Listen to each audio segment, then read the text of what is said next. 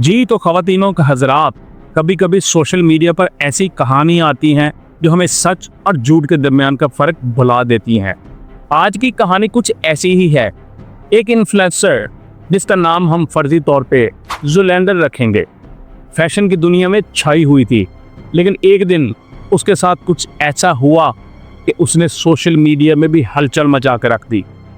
आज की कहानी में सरगोशियां हैं, साजिशें हैं और जी हाँ, बेवकूफ़ी भी है। तो प्लीज़ बैठे रहिए, अपने खाने पीने का सामान साथ रखें, तब आपको कहानी और खाना दोनों लुत्फ़ दे सकें।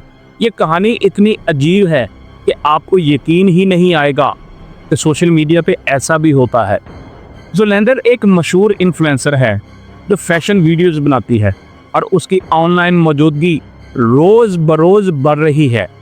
एक दिन उसे एक ऐसा मौका मिलता है जो हर फैशन क्रिएटर का ख्वाब होता है।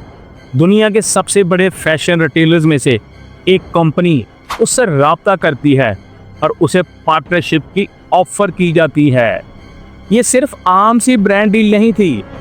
ज़ुलैंडर को न सिर्फ अपने ज़ाती कपड़ों की लाइन लॉन्च करने का वादा मिलता है, बल्कि उसे चाइना भी बुलाया जाता है, जहां वो कंपनी की फैक्ट्री का दौरा करेगी और सभी सफरी अखराजात भी ब्रांड खुद बर्दाश्त कर रहा था। बज़ाहिर ये एक शानदार और ख्वाब जैसा मौका था, लेकिन कहानी का दूसरा रुख भी था।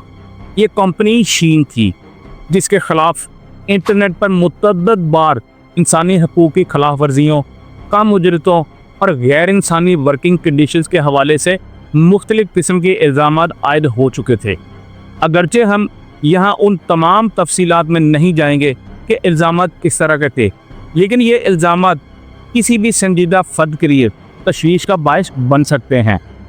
इन सब के बावजूद ज़ुलैंडर इस पेशकश से ना सिर्फ खुश थी, बल्कि फ़ख्र महसूस करते हुए 5 दीगर इन्फ्लुएंसर्स के साथ चीन के सफ़र पर रवाना हो जाती है। ये सब इन्फ्लुएंसर्स भी उसी मुहिम का हिस्सा थे जिसका ज़ुलैंडर हिस्सा थी।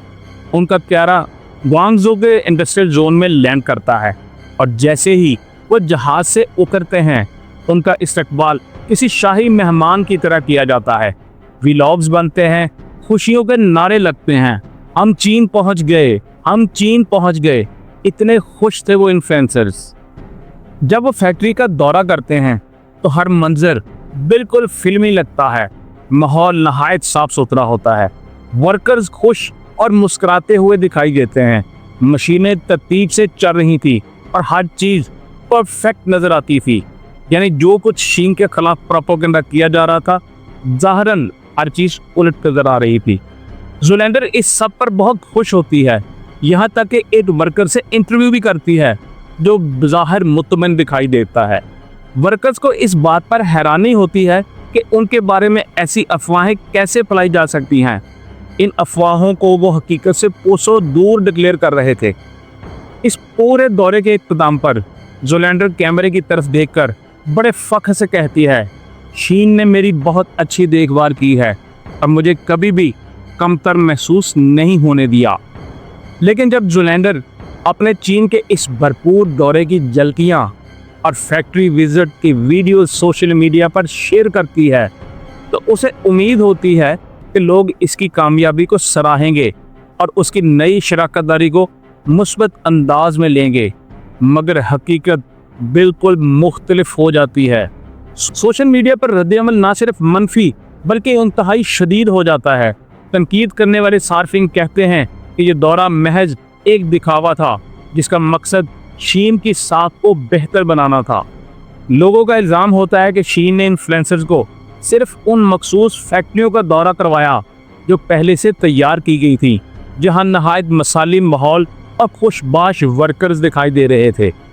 जैसा कि नाक़दीन का कहना था कि असल हकीकत तो इन फैक्ट्रियों में छुपी हुई है, जहां मुबैना तौर पे मजदूरों के साथ गैर इंसानी सलूक किया जाता है और जिन तक इन इन्फ्लुएंसर को जाना तो दूर की बात, उनका जिक्र तक नहीं किया गया होगा। इसी वजह से ज़ुलैंडर समेत दीगर तमाम इन्फ्लुएंसर्स पर ब्रांड प्रोपेगेंडा का इल्ज़ाम लगाया गया और अफसोसनाक हद तक ये दावा कुछ लोगों को सच भी महसूस होने लगा। एक सारिफ का तबसरा बहुत वायरल हो जाता है। اس کا تبصرہ تھا کہ میں شین سے بات کر رہا تھا کہ میں برانڈ کی حقیقی معلومات کس طرح صارفین تک پہنچا سکتا ہوں اور ان افواہوں کو کیسے جھوٹا ثابت کر سکتا ہوں۔ یعنی اس نے یہ طنزیہ انداز میں کہا تھا جو وائرل ہو گیا۔ زولینڈر جب یہ سارا غصہ اور نفرت اور تنقید دیکھتی ہے تو وہ خاموش نہیں رہتی۔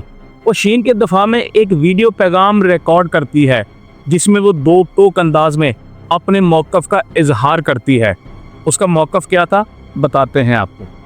وہ جذباتی انداز میں کہتی ہے، میرے پاس اس پوری صورتحال کی گہری سمجھ ہے جو شاید آپ میں سے کسی کو بھی حاصل نہ ہو، کیونکہ آپ نے وہ کچھ نہیں دیکھا جو میں نے اپنی آنکھوں سے دیکھا ہے۔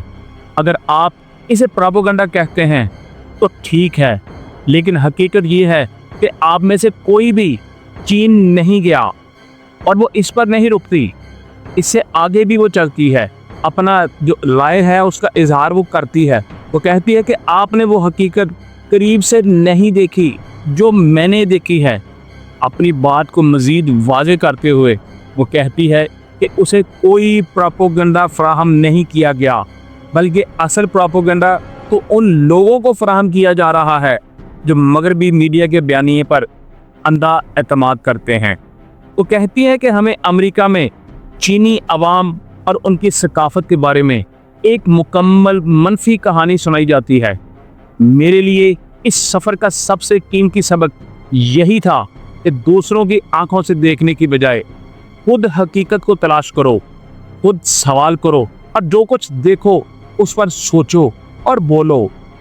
تو جناب زولینڈر جب یہ ویڈیو ریکارڈ کر رہی تھی تو اس وقت وہ شدید غصے میں تھی، جیسے کسی نے اس کے کپڑوں کی کلیکشن پر بغیر بتائے سیل لگا دی ہو۔ لیکن مسئلہ یہ تھا کہ لوگ اب بھی اس سے خوش نہیں تھے، تنقید جاری تھی۔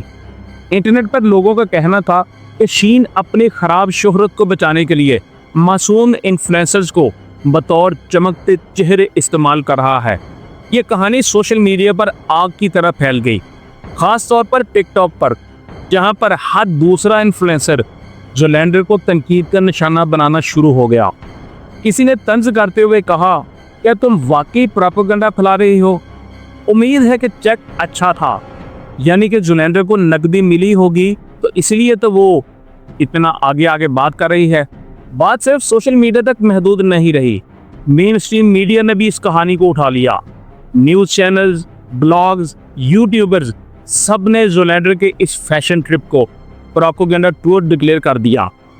حالات کو دیکھتے ہوئے شاید زولینڈر نے بھی کچھ ایسا دیکھا، کچھ ایسا جانا جس نے اس کے دل اور دماغ کو جھنجھوڑ کے رکھ دیا ہوگا، کیونکہ تمام تنقید اور نفرت کے ایک ہفتے بعد اس نے شین کے ساتھ اپنا معاہدہ توڑنے کا فیصلہ کر لیا اور پھر وہ انسٹاگرام پر نمودار ہوئی بغیر کسی میک اپ فلٹر کے۔ اس نے کہا، میں نے غلطی کی، بلکہ ایک بہت بڑی غلطی کی۔ میں نے اپنے ناظرین کو، اپنے فالوورز کو اور شاید خود کو بھی مایوس کیا۔ یہ معافی شاید ایک اسٹریٹجک قدم تھا، کیونکہ سچ یہ ہے کہ یہ سب کچھ کئی مہینے پہلے ہو چکا تھا اور اب زولینڈر اپنے نارمل شیڈول پر واپس آ گئی ہے اور وہ ویڈیوز بنا رہی ہے، ہنس رہی ہے، کپڑے پہن رہی ہے جیسا کچھ ہوا ہی نہ ہو۔ اور سچ پوچھیں تو اس کے لیے شاید یہی بہتر تھا، کیونکہ اتنی تنقید میں آپ پرسکون کہاں رہ سکتے ہیں۔ اور ہاں، زندگی بھی تو ری برانڈنگ کا نام ہے نا۔ اگر آپ ری برانڈنگ نہیں کریں گے، اس کو ری بوٹ نہیں کریں گے تو پریشان حال ہی رہیں گے۔ تو کوشش کیجئے، اگر آپ نے تنقید کا سامنا کرنا ہے تو سچ پہ کھڑے رہیں اور حوصلہ بھی رکھیں کہ تنقید بھی ہوگی اور برداشت بھی کرنی پڑے گی۔ حوصلہ جوان رکھیں۔